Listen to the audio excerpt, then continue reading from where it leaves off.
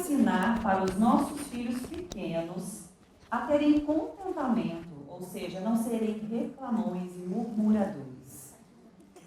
Bom, acho que a primeira coisa que é importante a gente lembrar com esse assunto é que, assim, nós somos instruídos a inculcar a palavra de Deus no coração dos nossos filhos. E inculcar é um processo que dá muito trabalho. Então, a gente não pode esperar resultados imediatos. Ainda mais para ensinar uma criança a não reclamar, sendo que nós estamos lutando com isso até hoje, né? Então, acho que, assim, ter isso em mente, mas sim, inculcar, fazer a nossa parte. Primeira coisa, ser um exemplo. Certo? Ensinar os nossos filhos a não murmurar, muito disso eles vão aprender vem dos pais não murmurando. Os pais não reclamando. Então, de fato, em casa, isso vai começar pelo nosso exemplo. Uma vida de gratidão como uma virtude importante a ser cultivada em casa, ensinada em casa como algo importante. Pequenas tradições familiares, eu sou muito fã de tradições familiares, pequenos momentos que a gente faz com significado na nossa casa para ensinar alguma coisa importante para os nossos filhos, seja o potinho da gratidão, seja o jantar do dia de ação de graças, seja uma vez por semana reunir seus filhos e cada um fala um motivo pelo qual ele é grato, ensinar os nossos filhos a orar motivos de gratidão. Lembro que uma época eu não lembro quantos anos a Esther tinha, eu acho que ela tinha entre 5 e 6 anos, e eu pedi para eles no nosso devocional antes de dormir, para que eles orassem, para que ela orasse, o João ainda era bem pequenininho para isso, eu achava, e para que ela orasse e colocasse 2 motivos pelos quais ela era grata. Que fosse diferente do obrigado porque eu tenho comida, que todo mundo chegou em casa, aquela coisa básica que eles normalmente começam ensinando a orar. E aí eu lembro que ela começou orando assim: Senhor, eu sou grata porque nós temos comida e roupa. Assim a gente não morre de fome e nem de vergonha. Eu achei a coisa mais fofa do mundo. E aí você tem que se segurar. Bom, ela tem um ponto, realmente. Né? A gente pensa no frio, mas imagina assim, sem roupa no calor também não ia dar certo, né? Então, acho que são pequenas coisas, né? Eu não gosto de dar a impressão que eu estou trazendo a minha família como um exemplo, assim, porque a gente está super no caminho e aprendendo, como todo mundo, do fundo do meu coração. Mas, assim, eu lembro que esse exercício foi interessante de ver a sinceridade no coração das crianças.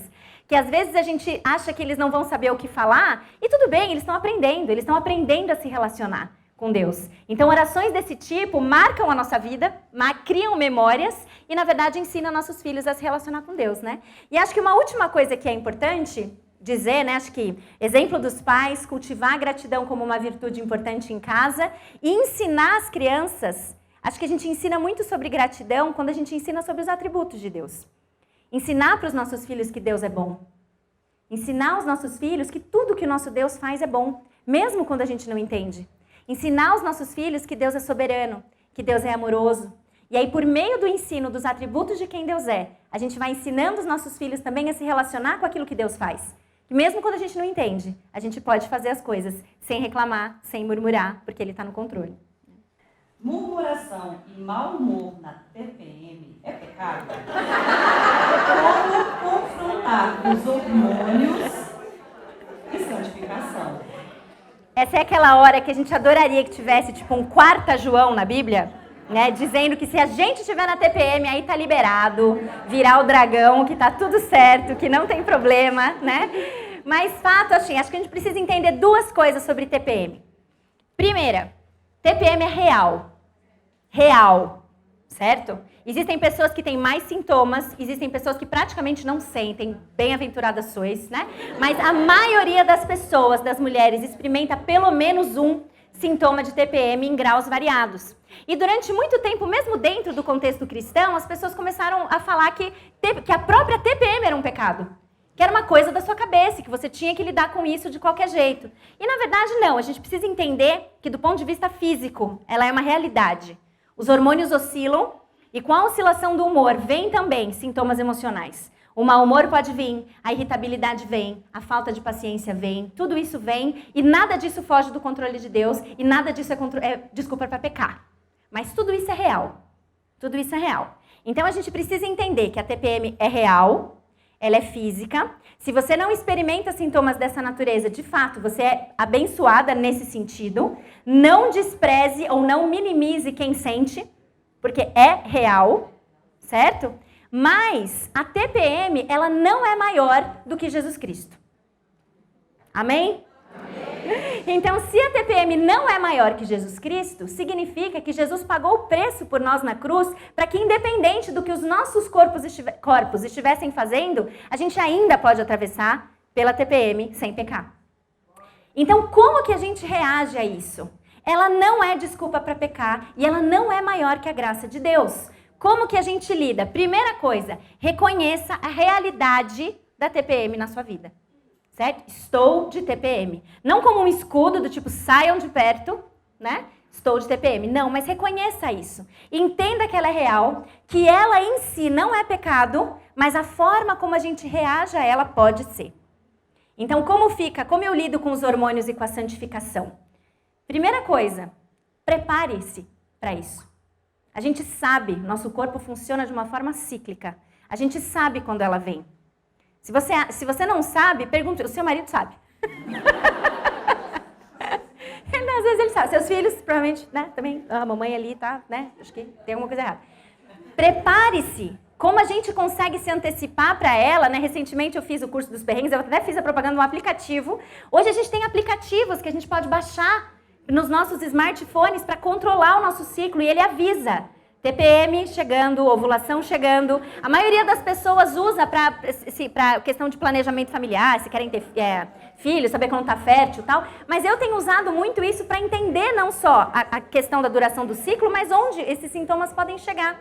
Então, uma vez que a gente conhece isso, a gente precisa ter sabedoria. Conhecer o nosso corpo e se preparar. Como eu me preparo? Aí vem aquelas coisas que você fala, eu não vim aqui no retiro para ouvir isso. Mas você tem que dormir bem. Você tem que se alimentar bem. Existem alimentos hoje comprovadamente eficazes no tratamento para amenizar sintomas de TPM. Chocolate, aqui é o 70%, né? Mas o chocolate também. Chocolate é um D, mas é o 70%, né? Mas é. Frutas vermelhas, linhaça, tem tantas coisas. Os vegetais verdes escuros, a gente sabe que eles têm esse poder. Então, fazer um uso consciente da nutrição a nosso favor pode ajudar a atenuar. Isso é fato, é a gente usar conhecimento científico dado a nós, Deus permitiu que a gente explorasse o nosso mundo para usar a ciência a nosso favor. Então, usar esses alimentos. A gente sabe que dormir melhor. Não adianta, você sabe que você está de TPM, você não pode ter só 4, 5 horas de sono. Você vai acordar mal no dia seguinte. E você continua sem desculpa para pecar, mas você não está se ajudando. Então, você precisa reconhecer, se hidratar mais, fazer os exercícios físicos, falar, lá vem a caminhada, não dá, não vim aqui para ouvir que eu tenho que caminhar. Mas ajuda. Né? Então não dá para a gente reconhecer e não fazer nada com isso. A gente depende do Espírito Santo, a graça de Deus é soberana, mas a gente tem a nossa parte. Então cuidar do nosso corpo, ver se não tem alguma causa orgânica, às vezes tem dismenorreia primária que existe tratamento para isso. Existem suplementos que atenuam. Então tudo isso a gente pode usar. E além disso, quando ela chegar, simplifica a sua vida. A gente cria aquela carga na nossa cabeça de supermulher que todo dia tem que ter arroz fresquinho, feijão fresquinho, 3 tipos de salada, 1 vegetal e 1 proteína. Na TPM pode ser que tudo bem jantar pastel, não tem problema. Não tem problema. Você já viu algum filho? Ai, pastel não, eu queria o arroz, o feijão, os 3 tipos de legumes e a proteína. É a gente que cria isso. A gente coloca uma carga, que é claro que a gente não vai viver alimentando nossos filhos disso, mas existem situações que simplificar e descansar é a coisa mais espiritual que a gente pode fazer.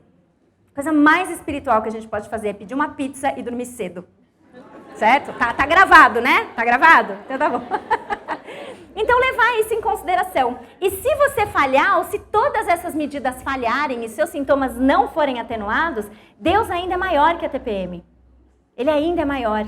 Então dependa dele. Falhou, explodiu, peça perdão. Ele perdoa e você segue. Amém? Então é isso. Suas aulas sobre climatério eram muito foi você, tenho certeza, absoluta. Eu tô rindo. O que é e por que nos impacta tanto? Bom, vamos seguir a linha, né? A gente está falando de TPM e vamos falar de climatério também. Climatério é o período que a maioria das mulheres conhece como menopausa. Mas a menopausa é um evento específico que é a última menstruação da vida da mulher. Normalmente a gente só sabe que a menopausa foi ela depois de 12 meses sem menstruar depois dela.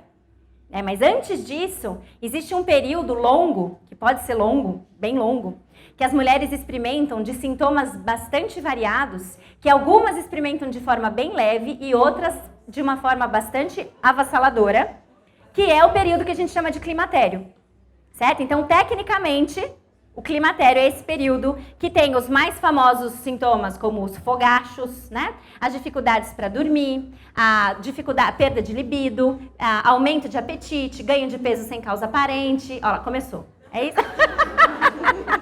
Não, você não, brinca não, hein? Por favor.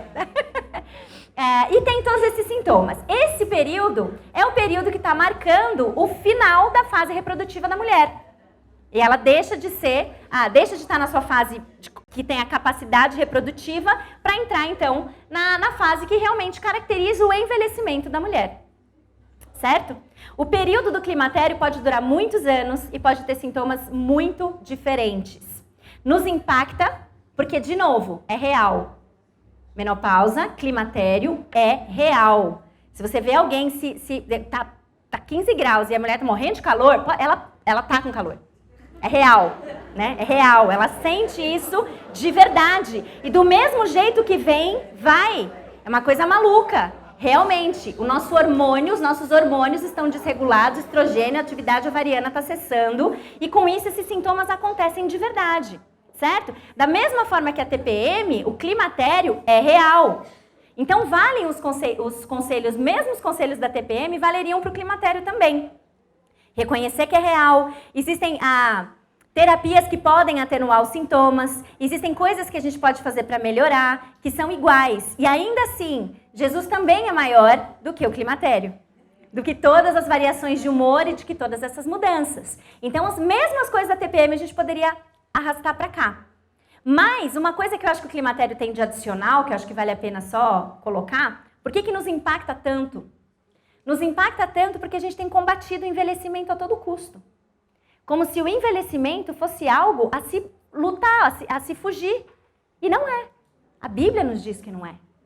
É a coroa o envelhecimento. A gente tem trechos na Bíblia que exaltam a sabedoria dos idosos, a sabedoria dos mais inteligentes, dos mais experientes. E a ideia no nosso mundo caído de nós sermos finitos é desesperadora. Então o envelhecimento tem sido combatido como algo que a Bíblia não diz que ele é. Por isso que muitas vezes a gente é tão impactada com a ideia de envelhecer.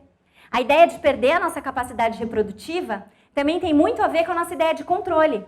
Porque uma coisa é eu tomar anticoncepcional porque eu não quero filho. Outra coisa é o meu corpo. Nem que eu quiser, eu consigo mais ter filho. Isso mostra que você não está no controle, nem do seu corpo, que você achou que você tinha algum. Então, tudo isso impacta verdadeiramente a cabeça da mulher. Mas quando nós temos Jesus Cristo, a gente entende o propósito das coisas. E entende que o envelhecimento é uma bênção. Envelhecer com sabedoria é uma bênção. E a gente não quer envelhecer muitas vezes porque a gente não vê nisso glória nenhuma. Mas não é isso que a Bíblia diz. Amém? Então, vale os conselhos em relação à TPM e vale a gente pensar que talvez muito do nosso pavor do climatério esteja relacionado a esse medo implantado pelo mundo de envelhecer. Mas a Bíblia diz o contrário. Em relação à vontade de Deus, como ajudar os jovens desta e das próximas gerações a fazer escolhas em meio a tantas opções? Não há mesmo planos A e B de Deus? Eu imagino que a pessoa que fez essa pergunta talvez tenha assistido a live, então talvez eu tenha que dar só um pouquinho de contexto em relação à questão. Eu fiz uma série de lives no Filipenses 4:8 sobre vontade de Deus, e nessa série eu falo que a gente não tem, Deus não estabeleceu para nós um plano A, que é o que Ele tem para nós, e que daí a gente precisa ficar assim tateando loucamente no escuro, porque na Bíblia não tem as especificidades que a gente acha que tem que ter, para descobrir qual é essa resposta, e que se de repente a gente está lá, eu posso fazer enfermagem ou eu posso fazer farmácia.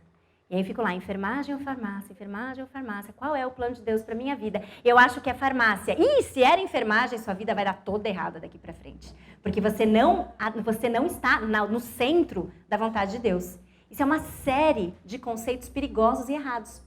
Porque o que a gente precisa entender sobre a vontade de Deus? Esse tipo de vontade de Deus é um mito. A gente não tem respaldo bíblico para isso. O que existe na Bíblia são duas situações em que a vontade de Deus nos é apresentada. A primeira existe uma vontade que é a vontade decretiva de Deus. Decretiva de decreto. O que isso significa? A vontade de Deus para sua vida, minha amiga, vai acontecer. Quer você queira, quer não. Deus não trabalha com plano B. É você que às vezes tem um plano e acontece o de Deus, que sempre foi o A. Então, Deus não, o que Ele decretou vai acontecer. Só que o que acontece? Essa vontade decretiva de Deus para a nossa vida, ela não é revelada. Ela é secreta. Cabe a nós confiar. Mas a gente não fica sabendo o que é. Ela é secreta. Deus já sabe, Deus tem o controle sobre tudo, vai acontecer, mas você não sabe. O seu papel é confiar. Então, em alguns momentos da Bíblia, a vontade de Deus é colocada dessa forma. Existem outros trechos que falam, alegra-me fazer a tua vontade, ensina-me a fazer a tua vontade. Trechos dessa natureza estão falando sobre a vontade de Deus, que é a vontade preceptiva de Deus. Vontade preceptiva vem de preceitos. Deus colocou na sua palavra tudo o que a gente precisa saber sobre os seus preceitos para a gente andar de forma santa. Essa vontade, a vontade preceptiva, ela é revelada. Quer saber qual é a vontade de Deus para a sua vida? Que você fuja da imoralidade sexual.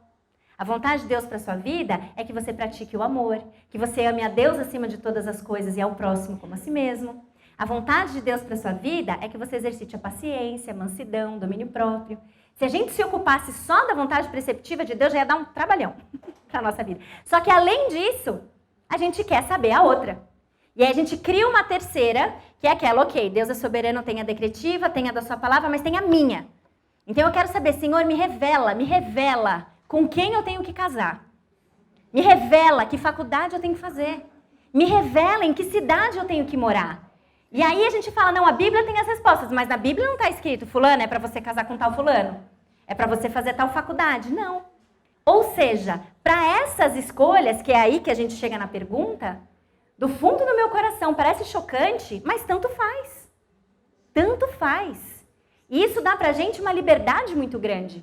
De entender que um Deus soberano, que tem tudo sob controle, não está exigindo de você descobrir um plano no escuro para que você esteja no centro da vontade de Deus. Se você estiver andando de acordo com o que a Bíblia diz, você está na vontade de Deus. Na faculdade de enfermagem ou na faculdade de farmácia. Casando com o pianista ou com o baterista. Supondo que você tenha todas essas opções, né? Tanto faz. Os dois amam a Deus. Os dois, às vezes eu brinco assim, os dois amam a Deus? Amam. Vamos supor que tem a abençoada, que tem esse menu, né? Os dois amam a Deus? Amam. Os dois gostam de você? Gostam. Os dois são trabalhadores? Os dois buscam servir a Deus e amar o próximo de coração? Escolhe o mais bonitinho.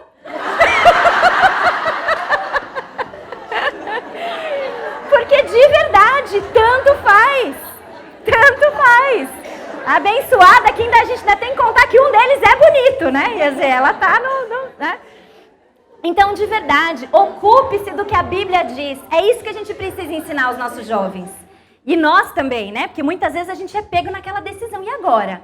Eu preciso mudar de casa. Será que é da vontade de Deus que eu compre um apartamento ou que eu compre um terreno? E muitas vezes isso deixa a gente ali. E agora? Eu quero fazer a vontade de Deus. Esse é um desejo genuíno. Mas a gente se perde achando que se a gente não descobrir aquele caminho, vai dar tudo errado. E não é assim. Vocês lembram do Você Decide? Nossa, agora foi demais, né? Mas vocês cantam alegria, vocês lembram do Você Decide. Aquele programa que a gente tinha que era dada duas opções pra gente, o público votava. O que vai acontecer? O homem entra pelo túnel ou ele vai pela avenida? E aí ganhava, o pessoal votava e aí a gente conhecia o final da história se fosse por lá. A nossa vida não é assim. Nossa vida não é assim. Deus não tá lá falando, bom, vamos ver qual é o plano que a gente vai rodar. Ela escolheu farmácia, roda o plano da farmácia. Eu tinha o melhor aqui na enfermagem, mas ela escolheu farmácia. E muitas vezes é assim que a gente está lidando com esse assunto. Não é assim. Não é assim. Então, mas se existe essa vontade que é decretiva, que não importa o que eu faça, ela vai acontecer, por que então Deus não me revela?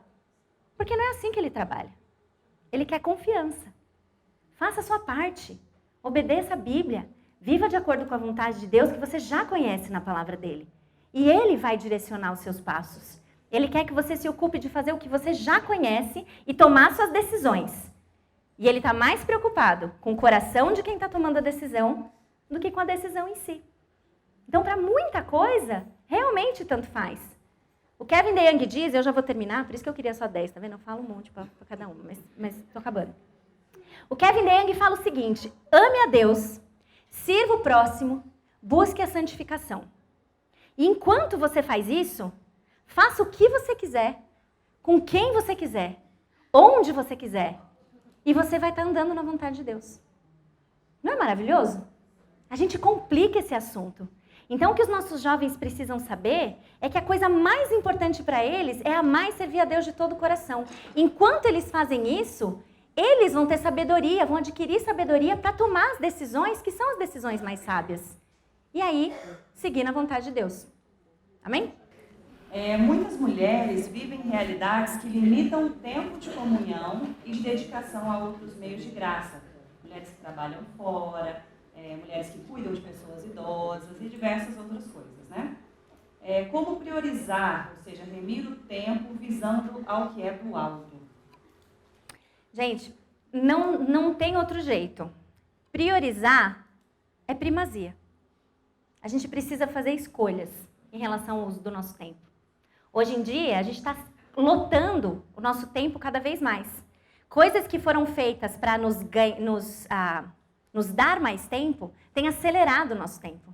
Agora, a máquina de lavar louça, clica, resolve. O tempo que a gente gastaria lavando louça, a gente já ocupou com outra coisa. O tempo que a gente gastaria lavando roupa, esfregando, tal, a gente já ocupou com outra coisa. O tempo que a gente gastaria andando até o trabalho, a gente já ocupou com outra coisa. A gente tem ficado muito ocupado. E aí, a gente precisa parar, olhar para a nossa agenda e entender de verdade o que é prioridade. E encaixar. O que eu digo que é prioridade na minha vida e como eu gasto meu tempo. Se não está coerente, a gente precisa fazer ajustes.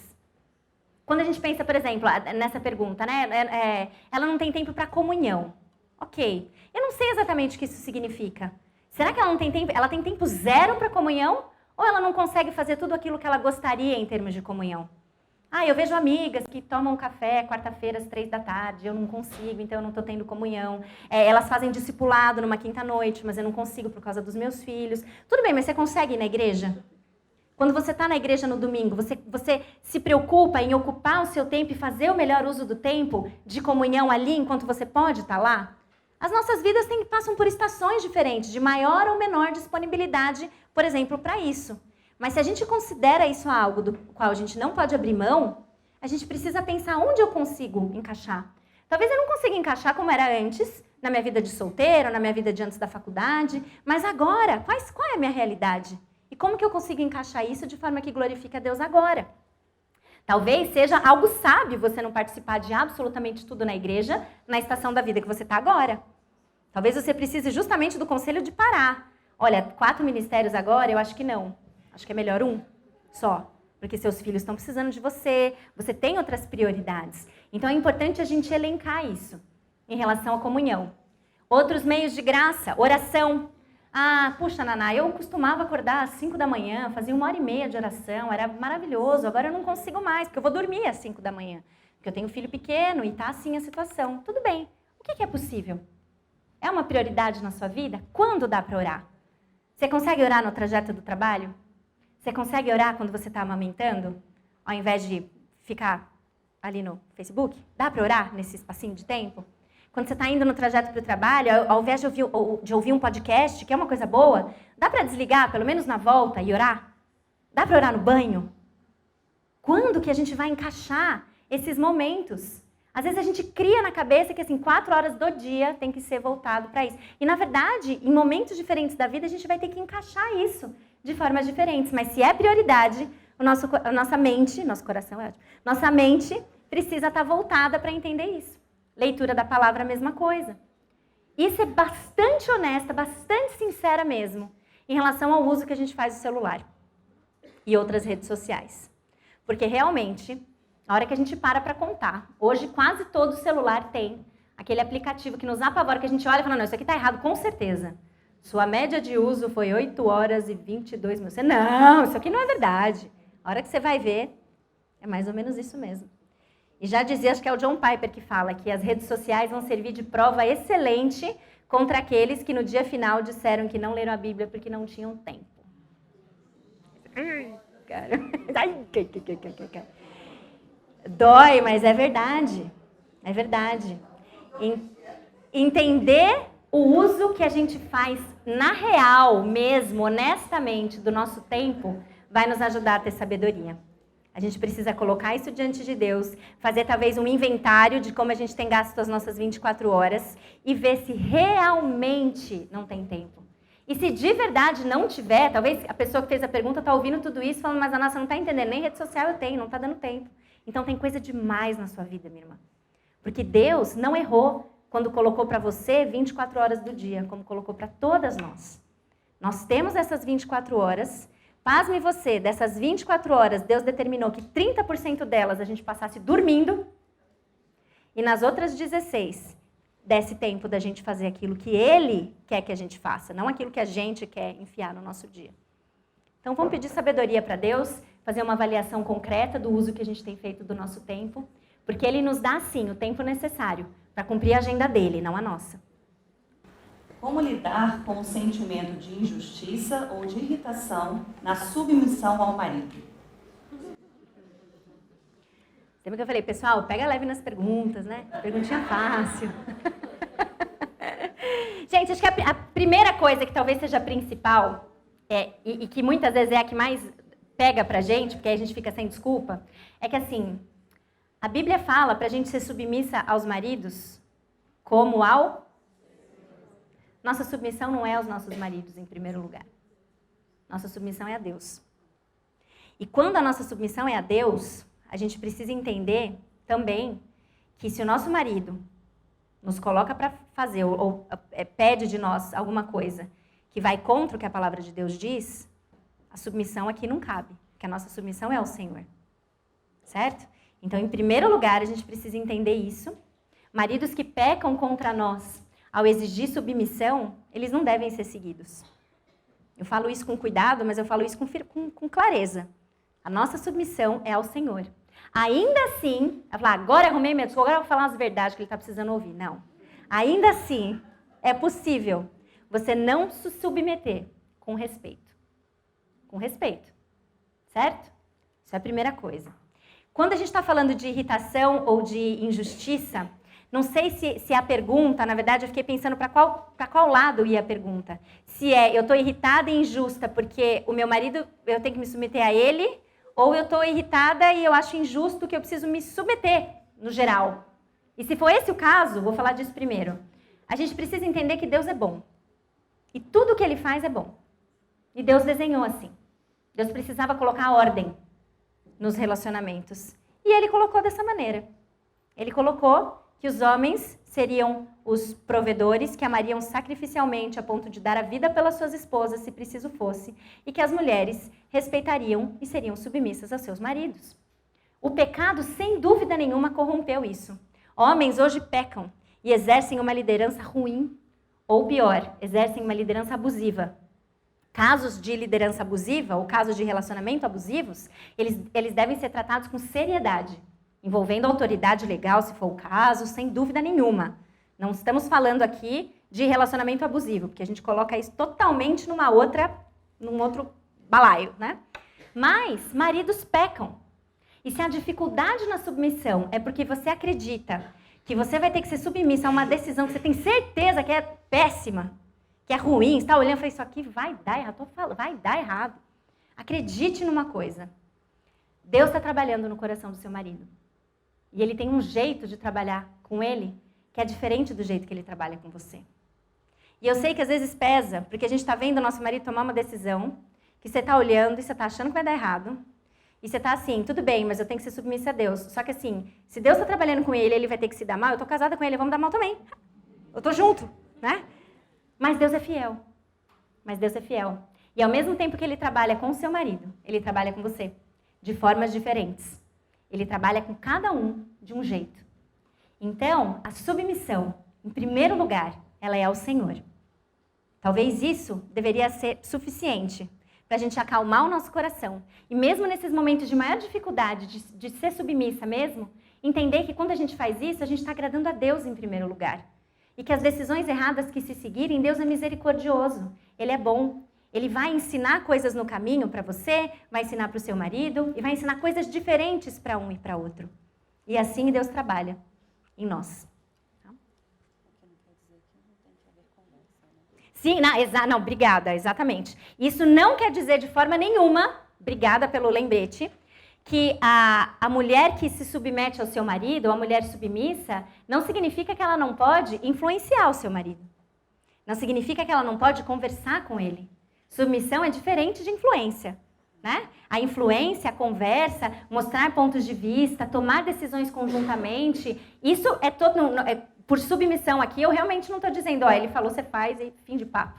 Né? A submissão bíblica, dentro de um relacionamento, inclusive de um amor sacrificial e de uma liderança servil, existe comunicação, existe conversa, existe exposição de pontos de vista. E se em algum momento chega-se num impasse em que realmente a sua opinião diverge da do seu marido, a Bíblia nos manda que nessas situações, o que o marido decidir, a mulher se submete. Certo? A sociedade incute sempre em nós padrões de beleza que absorvemos sem perceber. Envelhecer se tornou pesado. Como tratar isso diante do Senhor? Como perceber os limites entre o que é lícito e o que convém? Ok. Bom, a pergunta é sobre beleza, certo? Mas a gente já vai partir de um ponto que é dado. A beleza interior sempre vai ser o mais importante, certo? A Bíblia diz isso, é um fato, mas a gente precisa falar sobre o exterior também, certo? Então eu só não quero fazer isso sem antes dar esse... É fato, a beleza interior sempre vai ser o foco e o auge e aquilo que a gente deve se importar mais. Mas, beleza exterior não é pecado. Perseguir ser bela exteriormente não é errado. Deus é o Deus de beleza. Deus se agrada do belo. Deus criou um mundo cheio de cores e beleza. Eu imagino que o primeiro casal deveria ser deslumbrantemente belo. Deus é um Deus de beleza. Beleza exterior não é pecado. A gente pode se arrumar, a gente pode se cuidar, a gente glorifica a Deus quando a gente faz isso dentro de limites que o nosso coração precisa conhecer. Quando a gente associa isso com a questão do envelhecimento, eu já falei um pouquinho quando a gente falou de climatério. A gente tem tido cada vez mais medo de envelhecer. Envelhecer deixou de ser algo que as pessoas admiram para ser algo que você tem que fugir de qualquer custo. E aí você fica tentando, através de procedimentos e procedimentos, parar o inevitável. É inevitável, mas você tenta parar, E aí existem hoje cada vez mais procedimentos estéticos. E as pessoas te falando cada vez mais, quanto mais cedo você começar, maior serão os resultados e mais você vai conseguir evitar. Certo? Saiu o Top Gun agora, não vou nem comentar o Tom Cruise com 65 anos. Não precisamos, né? Não precisamos. E eu vi dermatologistas falando, aquilo é um resultado de procedimentos estéticos começados precocemente, tal, não sei o quê. Ainda que realmente você olha e fala, gente, de verdade, parece que ele tem 20, é um negócio impressionante. Mas é inevitável. Uma hora, mas gente, uma hora vai acontecer, tem jeito, certo? Então, quando a gente pensa em procedimentos estéticos, qual é o limite? Qual é o limite? Aí é uma questão de coração. Se é lícito, o que eu preciso pensar? Gente, então assim, para resumir, eu acho que a gente poderia pensar até que ponto é lícito, até que ponto não é. Eu acho que dá pra gente pensar numa moldura que ajudaria a gente. Não tem uma resposta. Fala assim, olha, botox na testa, beleza, no queixo já é muito. Aqui tu pode, mas ali não, pé de galinha tudo bem, bigode chinês não. Não dá pra fazer isso, certo? Então a gente precisa pensar numa forma mais ampla que vai ajudar a gente a tomar decisões para qualquer outra coisa que aparecer na nossa vida. Então a primeira, quando a gente olha para o nosso coração, vai te ocupar a maior parte do seu tempo? Você vai ter que ficar quanto tempo nessas clínicas, academias, ou sei lá o que você quer fazer? Vai te impedir de fazer outras coisas que são mais importantes para você nesse momento, como amar a Deus e servir o próximo? Faz mal para a sua saúde? Porque às vezes pode prejudicar a sua saúde. Às vezes, a sua busca por um corpo perfeito, por combater os sinais do envelhecimento, te fazem começar a tomar umas pílulas malucas, que prometem resultados milagrosos, mas que te fazem mal. E você é chamada a cuidar do seu corpo como templo do Espírito Santo. Você precisa cuidar da sua saúde. Então, procedimentos arriscados, você deveria olhar com cautela. Você deveria avaliar bem o risco-benefício de cirurgias que prometem coisas milagrosas, mas que existem riscos envolvidos. Até que ponto o seu coração deseja isso, a ponto de você se submeter a esse risco? Estou falando que sim ou que não? Estou falando para você pensar. Estou falando para você pensar. Avalie os riscos para a sua saúde. Consome o seu zelo pela piedade, você está mais preocupada em parecer que você tem 5, 10 anos a menos do que você está em amar a Deus e servir o próximo. E a outra eu já falei, que é a própria questão financeira. De fato, muitas pessoas não têm condição para fazer esses tratamentos e estão dispostas a se endividar e aí fazer um mau uso do seu dinheiro por pura ganância e cobiça do coração. Então são coisas que eu acho que é interessante a gente pensar e também saber quando parar. Porque os nossos corpos vão envelhecer, isso é inevitável. Tá? É uma resposta sem resposta, é uma moldura para que a gente consiga avaliar as situações da vida. Tá? O relacionamento de mães e filhas se intensifica na adolescência. O que de fato precisa ser corrigido nessa fase e o que precisa ser respeitado no relacionamento? Ok.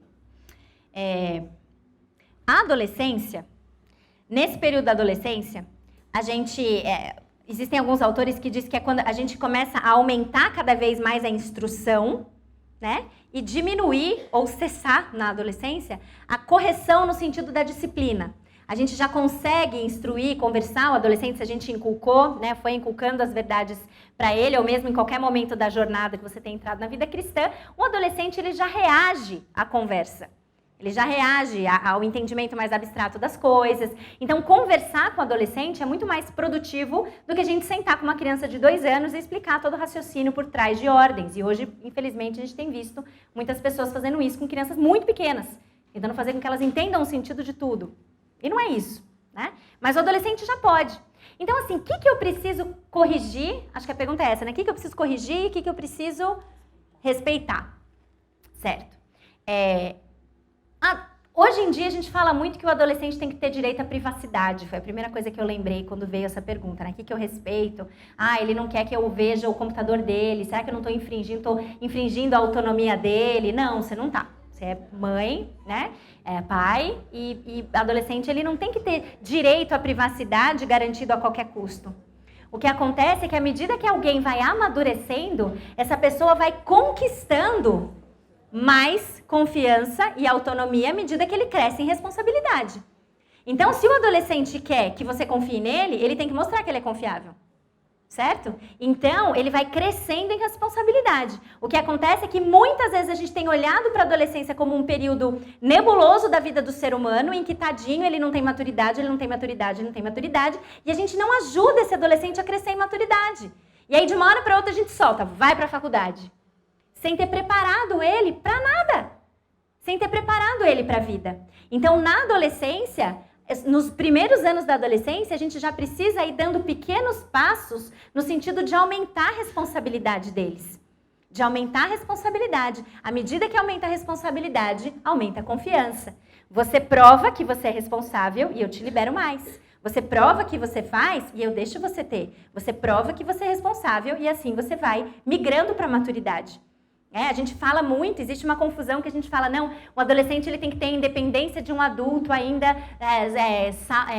resguardado como se ele fosse uma criança. Isso daí é secular total. Total. Ele vai ganhando independência à medida que ele provar que ele tem responsabilidade para isso. Senão, não. Senão, não. Certo? Isso faz parte do nosso papel de mantê-los instruídos nos caminhos do Senhor. Agora, o que a gente pode relevar ou não? Aí eu gosto de pensar numa divisão. Existem normas que a gente cria para a nossa casa que podem ser divididas em 2 grupos. E isso eu acho que não vale só para a adolescência, mas na adolescência isso é bem legal da gente pensar. Existem as normas que são ditadas pela Bíblia. Elas são absolutas. Nessa casa, nós não mentimos, porque a Bíblia é clara e tem o mandamento de que nós não devemos mentir. Essas regras, a gente sempre vai exigir obediência. O filho pode ter 5, pode ter 13, 14, 15, 16, 17, 18, 19, 31. Nós vamos exigir obediência de tudo aquilo que é ditado pela Bíblia. Agora, existem normas que são orientadas pela Bíblia. Elas são norteadas pela Bíblia. Por exemplo, você deve dormir antes das 23 horas todos os dias. Porque se você dormir depois, amanhã você vai estar com muito sono para ir para a escola. E aí você, estragado na escola, não vai fazer com excelência aquilo que Deus nos chama a fazer com excelência. Quer comais, quer bebais, qualquer coisa que você fizer, faz tudo para a glória de Deus. Você não vai conseguir dar o seu melhor se você dormir 2 da manhã porque você estava jogando videogame. Então, nessa casa, a gente dorme às 11. Está na Bíblia? Dormirás antes das 23? Não tá. É norteado pela Bíblia? Existe um princípio, um motivo para isso? Existe. Mas essas normas, elas podem ser relativas. Elas podem ser relativas. Existem exceções. Um adolescente pode, uma vez, querer ir para um evento da igreja ou de fora da igreja, enfim, independente, em que ele vai chegar às 11h30. Ele pode, um dia, numa sexta-feira que não tem aula no dia seguinte, dormir 2 da manhã. Se você tratar essas normas que são relativas, que não são ditadas pela Bíblia, mas norteadas pela Bíblia, como se elas tivessem igual peso, você está criando um lar legalista. Que a obediência é só pela obediência, é só porque eu quero. E tudo bem, algumas vezes pode ser porque você quer, mas você pode conversar e flexibilizar essas na adolescência. À medida que se conquista mais responsabilidade, à medida em que ele se mostra, pronto, sim, eu vou, é só hoje, é só esse evento, depois, no dia seguinte, eu prometo, eu durmo mais cedo, eu faço isso, faço aquilo. Se ele cumpre o que ele promete, você pode flexibilizar. Eu acho que é um bom norte para a gente se guiar. Sabe? Aquilo que é ditado pela Bíblia exige obediência absoluta, em qualquer fase da vida. Aquilo que é norteado pela Bíblia vai ser diferente, inclusive, de família para família. Boas famílias cristãs fazem os filhos dormirem às 11, boas famílias cristãs deixam os filhos dormirem depois das 2 da manhã. Certo? Com justificativas diferentes. É que às vezes a gente olha e fala, não, aquela família, imagina, o filho dorme às 2 da manhã. Né? Como se aquilo tivesse um peso de pecado. E não tem. São famílias diferentes. Você pode estar aí lutando por... Não, mas 2 da manhã não dá. Não. Cuidado. Cuidado. E tenha essa noção daquilo que é possível de ser flexibilizado. Converse com seu adolescente sobre isso. Respeite, flexibilize, dê mais responsabilidade para que, conforme aumenta a responsabilidade, aumenta a autonomia e a confiança. Quando temos algum sonho, pensamos nele sempre, como devemos orar por isso sem pecar por falta de contentamento? Fico meio confusa, penso que devo orar, mas ao mesmo tempo penso que devo ser contente com o que eu tenho hoje e fim. É uma pergunta interessante. Se você pensar em Ana, mãe de Samuel, ela orou, esperou e orou, esperou, orou e esperou, ao mesmo tempo. Ao mesmo tempo. Senhor, eu quero, é o meu desejo, mas em Ti o meu coração se alegra, porque eu confio no Seu santo nome. Eu acho que é essa disposição de coração. A gente pode pedir, a gente pode clamar. Do fundo do meu coração eu digo a vocês que há 7, 8 anos eu peço a Deus por uma coisa que Ele ainda não me deu. E eu peço praticamente todos os dias. E já passei por momentos de debater loucamente, estilo, o senhor certamente não sabe o que está fazendo. E em outros, de realmente me arrepender e colocar nas mãos do Senhor. Eu quero, eu continuo querendo, mas eu confio no Teu santo nome. E a gente vai sendo lapidado, moldado e forjado enquanto a gente espera. Enquanto a gente espera. A gente tem mania, às vezes, de colocar a nossa vida em espera quando a gente está esperando alguma coisa. Enquanto eu estou aqui, não está valendo. Enquanto eu estou esperando engravidar, está meio em stand-by. Enquanto eu não recebi ainda aquilo que eu espero, é que meio que não vale. Assim que eu ganhar, mas e se não chegar? Ainda assim, o nosso coração deve se alegrar, porque a gente confia no Seu santo nome. Então, como orar por algo que a gente deseja sem pecar por falta de contentamento? Com essa disposição no coração, de ter a certeza absoluta que quando você conquistar aquilo que você tanto deseja, que você tanto quer, não vai ser isso que vai satisfazer a sua vida. Cristo te satisfaz. Então, quando a sua satisfação está em Cristo, você pode pedir por aquilo que você deseja. Você pode pedir por aquilo que você deseja. E ainda assim, se alegrar no nome dEle, porque a gente confia nele. A gente ora, mas a gente entrega. É pecado pedir para o marido que eu não trabalhe fora, já que eu não gosto, e sim trabalhar dentro de casa? Como lidar com a pressão externa do mundo moderno? Tem gente que até suspirou aqui, né? Ô, vidão, isso é mais ou menos por aí. Eu entendi a pergunta, eu acho que tem várias questões na pergunta, mas vamos lá. É pecado eu pedir para eu não trabalhar fora? De jeito nenhum. Primeira coisa, não. Por quê? A responsabilidade de ser provedor para o lar é do marido. É a responsabilidade dele. Isso significa que chegou o meu momento, né? Chegou o meu momento. A responsabilidade é do marido. A Bíblia colocou assim, certo? Só que lembre-se apenas, assim, de realmente trabalhar dentro de casa, de fato. Porque Deus nos chamou para trabalhar. Aí Ele chamou homens e mulheres. Independente de você gerar uma renda ou não, né? Que a pergunta pode dar margem para muitos caminhos diferentes. Mas assim, não é pecado. Se fosse um marido perguntando, era outra conversa. Tá? Não é o marido perguntando, só tem mulher aqui, né? Então não é pecado. A responsabilidade de ser provedor para o lar é o marido. Ponto. Mas, dentro ou fora de casa, Deus nos chama a uma vida de trabalho. Uma vida de trabalho, de se empenhar no serviço, na obra, seja a obra de casa, seja você gerando alguma renda extra, seja você realmente ocupada no cuidado do lar e no cuidado dos seus filhos. Só tenha certeza disso. Deus te chama para trabalhar. Se vai ser dentro de casa sem uma renda extra, não tem problema nenhum. Mas saiba disso. Deus nos chama ao trabalho. Como lidar com a pressão externa do mundo moderno? Encontrando contentamento em Deus e no plano que Ele tem para nós. Certo? A certeza de que você está investindo a sua vida naquilo que é excelente deve te tornar confiante para tomar decisão desse tipo. Você não precisa ligar para o que o mundo vai falar pela sua opção. O nosso padrão é outro. Nosso padrão é outro. A gente lida com as pressões de fora, fortalecendo o nosso amor pela palavra e pelo que a Bíblia diz. A Bíblia nos chama a trabalhar, não a perseguir loucamente uma carreira. É totalmente diferente. Totalmente diferente.